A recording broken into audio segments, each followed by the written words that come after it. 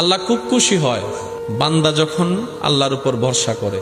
আল্লাহ খুব খুশি হয় বান্দা যখন ইস্তেগফার করে। আল্লাহ বড্ড খুশি হয় বান্দা যখন রবের শুকরিয়া করে। আল্লাহ বড্ড খুশি হয় বান্দা যখন আল্লাহকে বিভিন্ন নামে আল্লাহর প্রশংসা করে। আর আল্লাহ যখন খুশি হয় তখন রাস্তা এমনিতেই হয়ে যায়। হযরত আব্দুল্লাহ রহমতুল্লাহ আলাই থেকে অন্য ধর্মের একজন মানুষ কিছু টাকা ঋণ করে, নির্দিষ্ট সময় দিয়ে দেওয়ার কথা, কিন্তু কোনো না কোনো কারণে ওই ব্যক্তি, ওই বিধর্মীটা টাকাটা দিতে পারেনি।